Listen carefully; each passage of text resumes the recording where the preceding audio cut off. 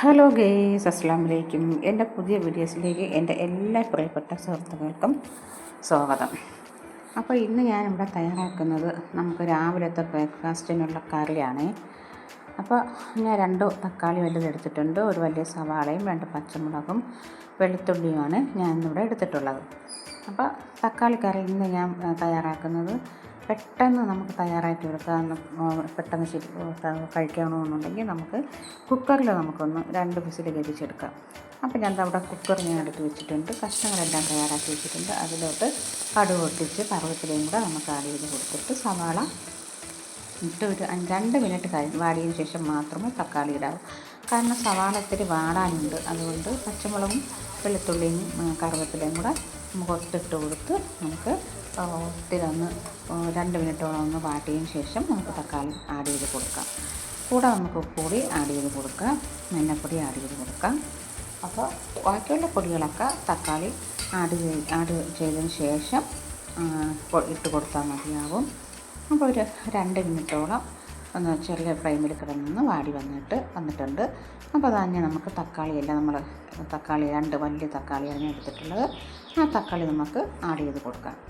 അപ്പോൾ തക്കാളി നല്ലതുപോലെ ഒന്നും കൂടി നല്ലോണം ഇളക്കിയിട്ട് കൊടുത്തതിന് ശേഷം പിന്നെ ഇതിൽ ചേർക്കാവുന്ന പൊടികൾ നമുക്കുള്ള പൊടികളെല്ലാം നമുക്ക് ചേർത്ത് കൊടുക്കാം.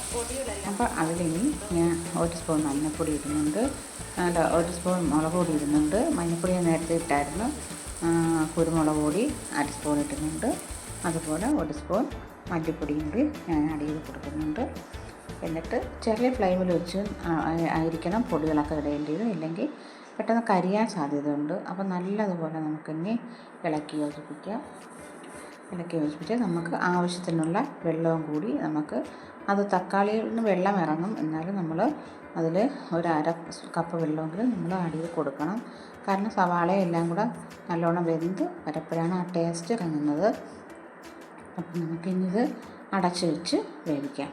ഒരു 2 വിസിൽ വേവിച്ചാൽ മതിയാവും. പെട്ടെന്ന് നമുക്ക് തയ്യാറാക്കിയെടുക്കാവുന്ന ഒരു ബ്രേക്ക്ഫാസ്റ്റിൻ്റെ കറിയാണ് തക്കാളി കറി.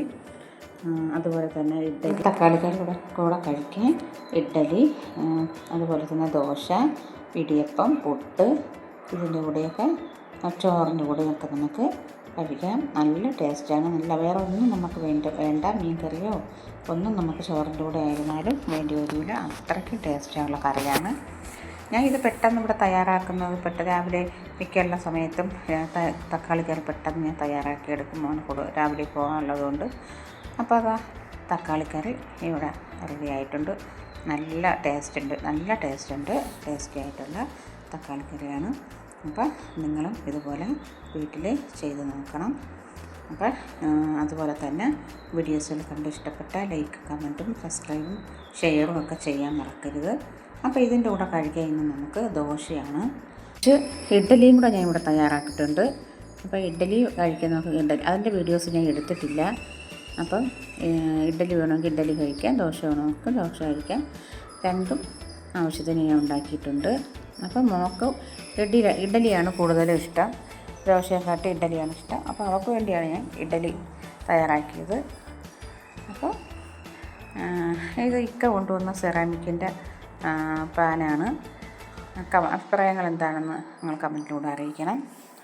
അപ്പോൾ എല്ലാവരും മറക്കണ്ട, ഷെയർ ചെയ്യുക, മറക്കണ്ട. അപ്പോൾ ഇത്രയൊക്കെയാണ് നമ്മുടെ വീഡിയോസിലുള്ളത്. അപ്പോൾ എല്ലാവരും കാണുക. പിന്നെ വിശേഷങ്ങൾ എല്ലായിടത്തും മഴയുണ്ടെന്ന് എനിക്കറിയത്തില്ല, പക്ഷേ ഇവിടെ ഒരാഴ്ച കൊണ്ട് നല്ല രീതിക്ക് മഴ പെയ്യുന്നുണ്ട്. അപ്പോൾ നമ്മളിവിടെ കുറച്ച് ഇഡ്ഡലിയും ദോശയും, അപ്പം മോൻ പോയിട്ടുണ്ട്. അപ്പോൾ 8:30 പോയതിന് ശേഷമാണ് നമ്മൾ ബ്രേക്ക്ഫാസ്റ്റ് കഴിക്കുന്നത്. 9-9:30 ആവും നമ്മൾ കഴിക്കാനിരിക്കപ്പം. അപ്പോൾ ഞാനും മോളും കൂടി കഴിക്കാനായിട്ട് എടുക്കുന്നുണ്ട്. എനിക്ക് ദോശയും അവൾക്ക് ഇഡ്ഡലിയും. അപ്പോൾ ഇനി നമ്മൾ കഴിച്ചിട്ട് അഭിപ്രായങ്ങൾ പറയാം.